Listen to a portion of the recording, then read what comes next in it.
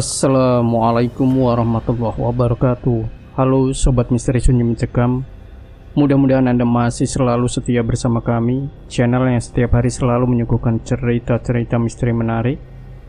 Dan kali ini kami sudah menyiapkan sebuah kisah misteri yang berjudul Konsekuensi Perjanjian Lama Ayah dengan Setan. Desember 2001, pagi ini adikku mati. Ibu membunuhnya dengan mencungkil kedua bola matanya. Ayahku menutupi kejadian itu dengan menguburkan adikku di kampung halaman kami di Lamongan. Ibu menyesal, namun ucapannya itu sama sekali tidak seperti raut wajahnya kemarin malam, yang betapa menikmatinya dia ketika membunuh adikku. Ia terus tertawa mencengkram wajah adikku yang masih kecil dan menikmati tangisannya, seolah itu adalah musik yang merdu. Bahkan baginya, darah adikku yang mengalir di wajahnya seperti semburan air segar. Kejadian itu selalu terpatri dalam ingatanku saat aku hanya bisa merunduk di sudut ruangan menyaksikan kegilaan itu. Ibuku bernama Ningrum dan ayahku adalah Cokro Darmono, sebuah pasangan suami istri dari keluarga terpandang yang memiliki pengaruh besar.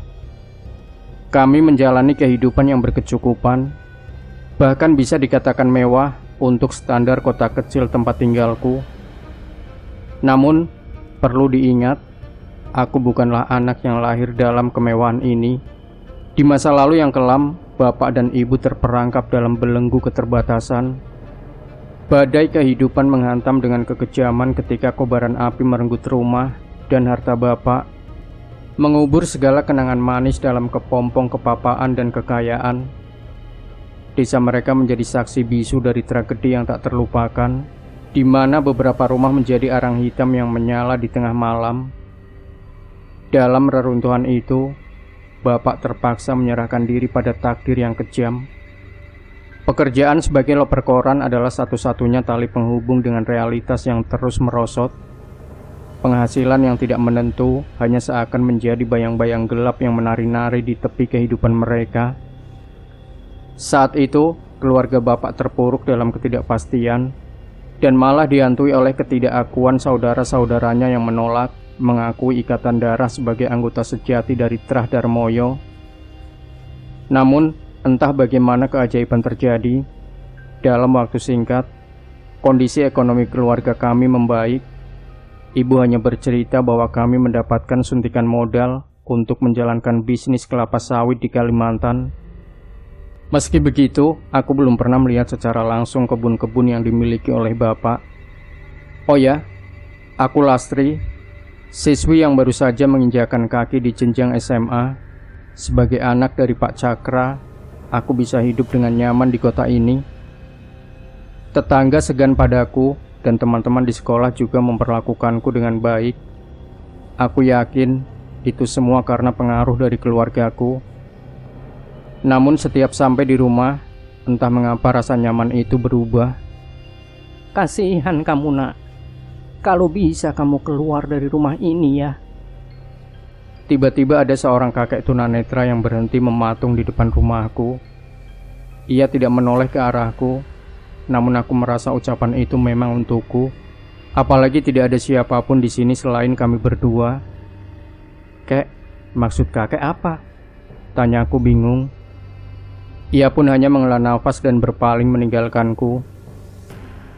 Terserah bagaimanapun caranya, keluarlah dari rumah ini.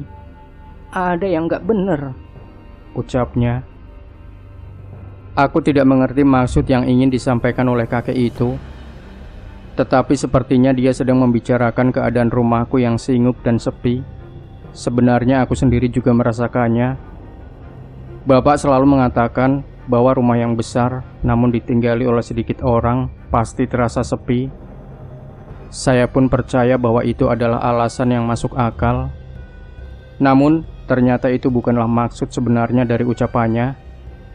Kakek tunanetra itu merasakan keberadaan sosok yang sangat jahat di dalam rumah ini. Dan baru beberapa bulan kemudian aku mengetahuinya. Malam itu, aku terbangun tepat saat jarum jam melewati jam 12 malam.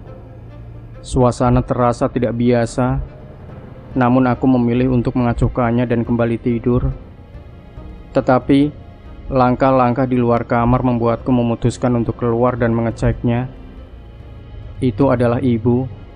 Wajahnya terlihat aneh, hanya berjalan dengan wajah pucat dan meninggalkan rumah.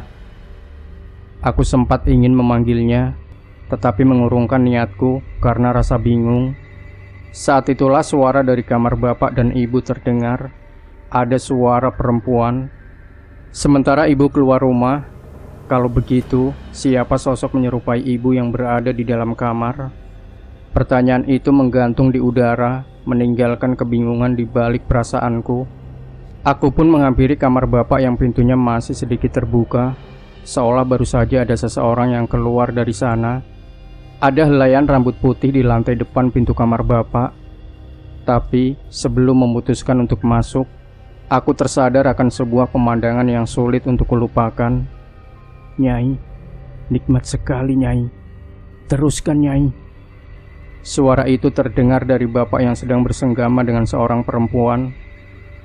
Aku tidak melihatnya dengan jelas sampai saat aku mendekat. Aku yakin perempuan itu bukan ibuku. Bapak bersenggama dengan seorang perempuan berambut putih panjang dan mengenakan kebaya lusuh berwarna merah darah. Cantik? Tidak. Sosok itu bermata hitam dan berbibir hitam. Kulitnya pun penuh dengan keriput dan borok, seolah umurnya sudah sangat tua. Bahkan aku hampir muntah saat melihatnya. Terlebih samar-samar aku mencium bau bangkai dari arah kamar.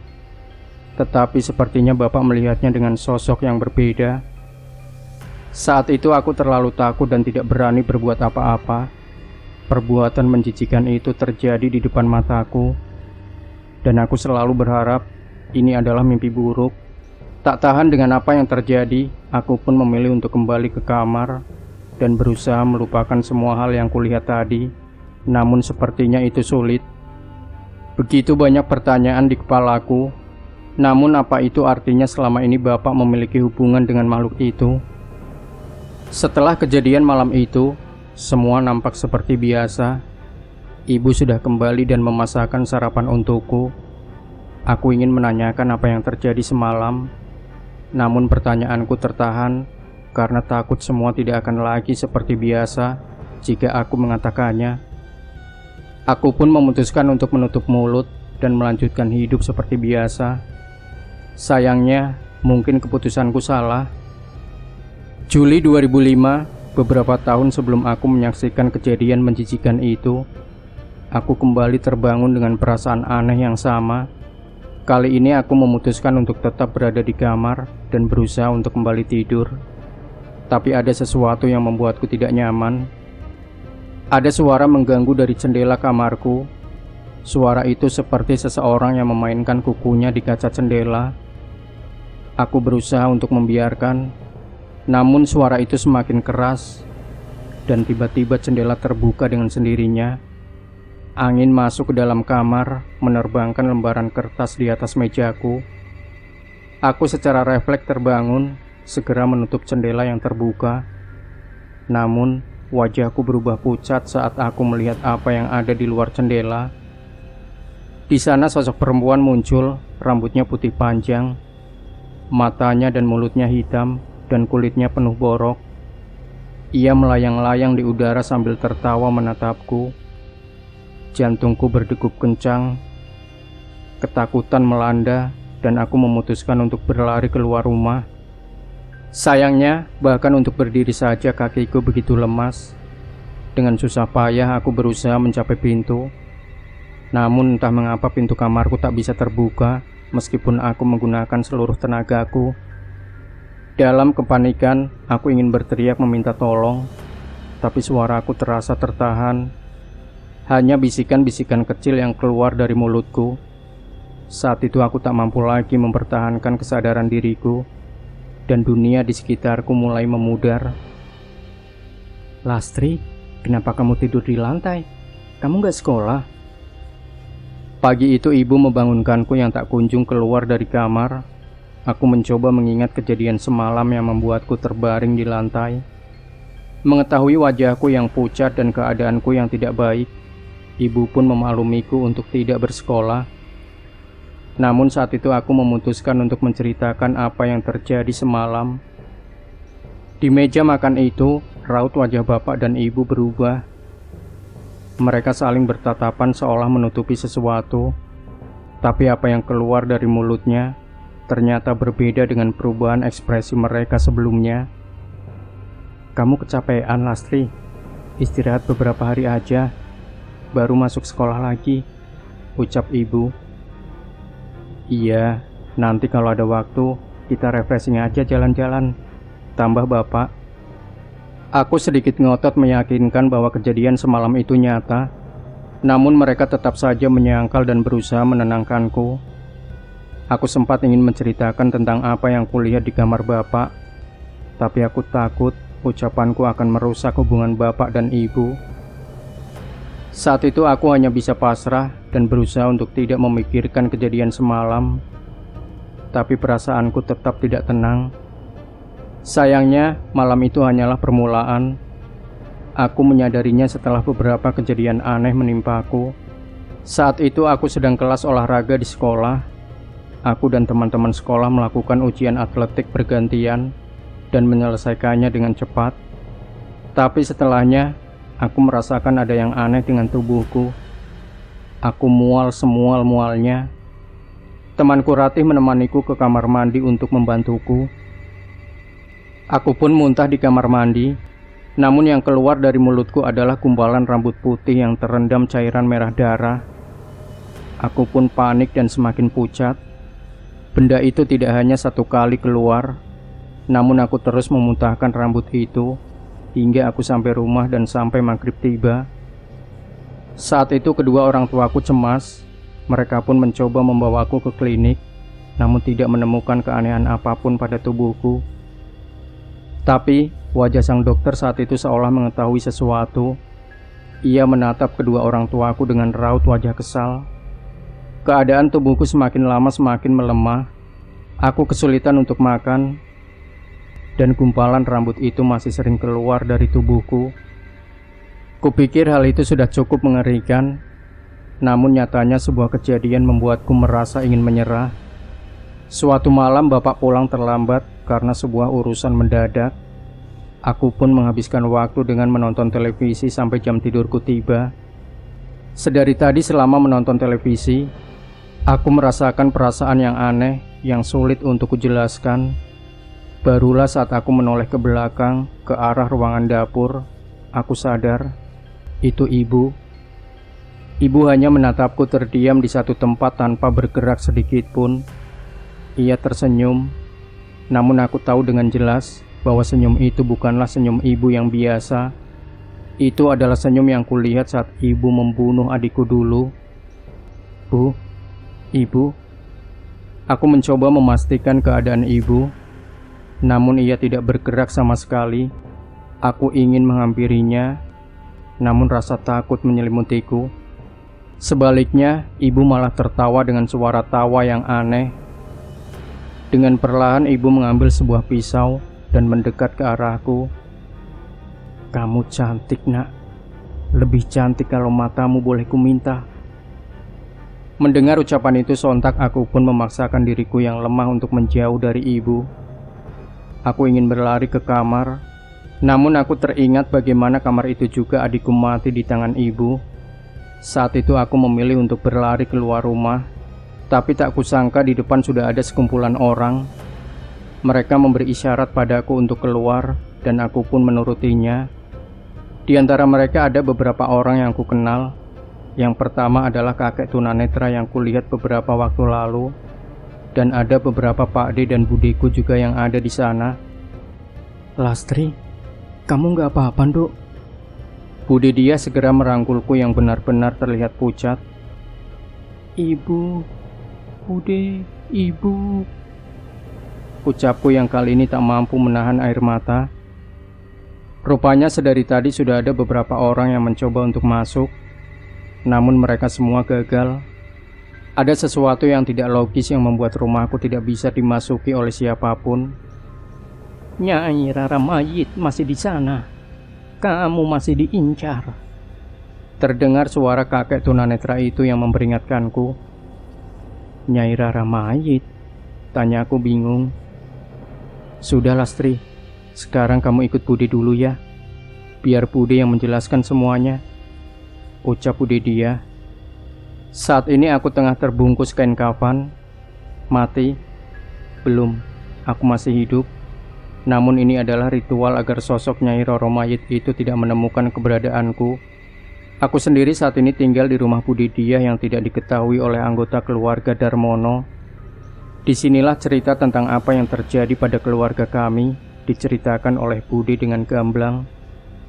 Aku adalah tumbal pesugihan berikutnya. "Bapakmu sudah lelah, Nduk.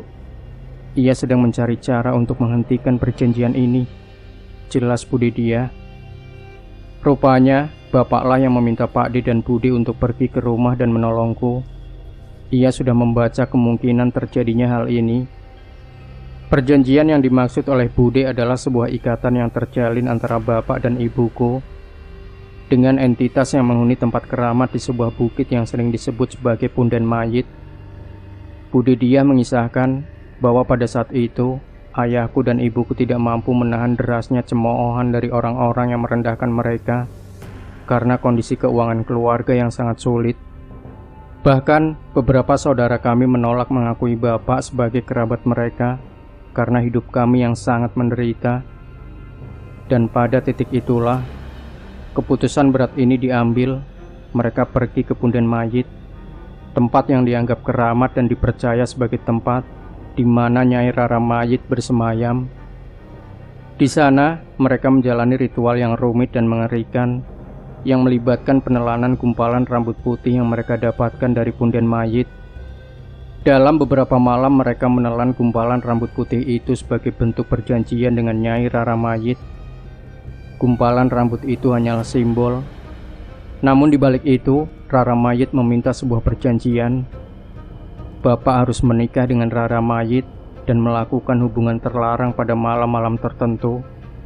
Bapak yang sudah gelap mata pun menyetujui itu tanpa sepengetahuan ibu. Setelah kembali, hidup kami mengalami perubahan yang sangat signifikan. Keluarga kami tiba-tiba menjadi kaya dan dihormati di desa. Namun, kebahagiaan itu nyatanya datang dengan biaya yang sangat besar. Adikku dan aku terpaksa menjadi tumbal untuk perjanjian tersebut. Dan saat waktuku telah habis di dunia ini, giliran ibu dan bapak yang akan menjadi korban selanjutnya dari perjanjian yang kelam itu. Saat ini bapak masih belum kembali. Bude mengatakan bapak masih mencari orang-orang yang mungkin bisa menolong kami. Sedangkan kondisi ibu membuatku khawatir. Setelah kejadian malam itu, mental ibu tidak stabil. Terkadang ia sering tertawa-tawa sendiri seperti orang gila. Hingga Pak D memutuskan menitipkan ibu sementara di rumah sakit jiwa. Menurut mereka, masalah terbesar adalah aku. Umurku hanya 40 hari setelah Nyai Rara mayit menunjukku sebagai tumbalnya. Selama 40 hari itu, teror akan terus terjadi. Aku mengingat setelah melihat sosok itu, hari berikutnya aku memuntahkan gumpalan rambut. Tak berapa lama ibu mencoba membunuhku. Tapi jika aku mati oleh ibu, itu belum 40 hari. Setan itu sadar kalau ayahmu ingin berbuat sesuatu. Mungkin saat itu, setan itu ingin memberi peringatan kepada ayahmu dengan membunuhmu lebih cepat. Jelas Bude. Belum ada orang yang merasa mampu untuk mengatasi masalah ini. Pak D mempunyai kenalan seseorang yang mengerti dengan hal seperti ini. Namun, ia pun tidak berani bila harus menghadapi makhluk itu. Ia hanya memberi cara. Satu-satunya cara agar tidak ditemukan oleh Nyai Roro mayit adalah aku harus dipakaikan kafan dan dikelilingi kembang 7 rupa sebelum matahari terbenam sampai matahari terbit. Hal ini harus dilakukan kepadaku sampai masa 40 hari itu terlewati. Aku tidak memiliki pilihan lain selain pasrah kepada keputusan Bude dan Pak D-ku. Mereka terlihat benar-benar khawatir dan merasa bersalah dengan apa yang terjadi pada keluarga kami. Berbaring di balik kafan ini bukanlah hal yang mudah. Selain harus berada di sini selama 12 jam, semakin lama aku mulai merasakan keanehan. Mungkin Nyai Rara Mayit tidak menemukanku, tapi makhluk-makhluk halus di sekitar tempat ini mulai tertarik kepadaku. Aku mulai bisa melihat mereka. Aku bisa melihat sosok pocong yang menempelkan dirinya di langit-langit rumah dan terus memandangku dari atas. Aku bisa melihat sosok setan berekor yang merayap di dinding dengan wajah yang mengerikan. Aku juga bisa melihat sosok wanita berwajah pucat mengintip kami dari balik jendela. Ini terlalu mengerikan. Beruntung, selama dalam ritual kafan ini, selalu ada setidaknya satu orang yang menemaniku. Setidaknya, ketika aku ketakutan, aku akan mengajak ngobrol mereka untuk mengusir rasa takutku. 40 hari pun berlalu, kakek tunanetra itu datang bersama Pak D dan melihat keadaanku. Rupanya ia juga seorang pelaku spiritual yang memang sejak awal khawatir dengan keadaanku. "Duh, kamu selamat. Tapi ini tidak selamanya," ucapnya. Budidia pun melepaskan kafan itu dari tubuhku dan melibatnya. Sementara aku mempertanyakan tentang ucapan kakek itu. "Maksudnya bagaimana, Mbah?" tanyaku. "Cakra, ayahmu sudah menemukan seseorang yang bisa menghalau Nyai Rara Mayit dari dirimu. Namun itu hanya sementara. Ketika orang itu wafat atau melemah, setan itu akan mencari celah dan membalas dengan lebih kejam," jelas kakek itu. Mendengar ucapan itu, aku pun menelan ludah, takut membayangkan seandainya hal itu terjadi. "Lantas, saya harus bagaimana, Mbah?" tanyaku lagi. "Mbah juga tidak tahu. Tapi jika kamu ditakdirkan untuk selamat, yakinlah kalian akan selamat. Hanya Tuhan yang mengatur hidup dan matinya seseorang," ucapnya. Aku setuju dengan pernyataan itu. Saat ini yang bisa aku lakukan hanya berserah kepada Yang Maha Pencipta, sembari mencari cara untuk memperbaiki keadaan ini. Awalnya, aku mengira pernyataan itu merupakan pukulan terberat dari semua masalah ini. Namun setelahnya, aku baru mengetahui sebuah kenyataan yang membuatku hampir tidak mampu mempertahankan kesadaranku. Kabar itu seolah menjadi pukulan terberat dalam hidupku. Namun tak disangka, kebenaran yang baru saja terungkap membuatku hampir kehilangan pegangan pada kenyataan. Ibu tampaknya akan terperangkap dalam lorong-lorong rumah sakit jiwa untuk waktu yang cukup lama. Sementara ayah, kehadirannya tak mungkin lagi menyatu bersama kami. Saat berita itu mencapai telingaku, air mataku mulai menetes tanpa henti. Pak D memberikan kabar pahit bahwa jasad ayah ditemukan di sebuah hotel tua di wilayah Lamongan. Tubuhnya penuh dengan borok dan rambut putih berserakan di sekitarnya. Terungkap bahwa ayah berhasil menemukan seseorang yang dapat melindungiku dari ancaman Nyai Rara Mayit. Namun sayangnya, orang itu tidak dapat melindungi ayah. Dalam perjalanannya yang kelam, ayah hanya bisa merelakan dirinya menjadi pelampiasan bagi setan itu. Ia pun harus menutup matanya sebagai ganjaran atas dosa yang dilakukan bersama ibu. Ketika memahami kenyataan itu, kesedihan dan kehilangan merajalela dalam diriku. Hidup seakan-akan runtuh, meninggalkan luka-luka yang tak terobati. Ayah yang seharusnya menjadi pelindung harus pergi meninggalkan kami sebagai konsekuensi dari pesugihan yang dulu kami lakukan. Demikian Sobat Misteri Sunyi Mencekam. Jangan lupa berikan komentar Anda, like, share video ini, subscribe channel Sunyi Mencekam, dan kembali nantikan cerita-cerita misteri terbaru dari kami. Wassalamualaikum warahmatullahi wabarakatuh.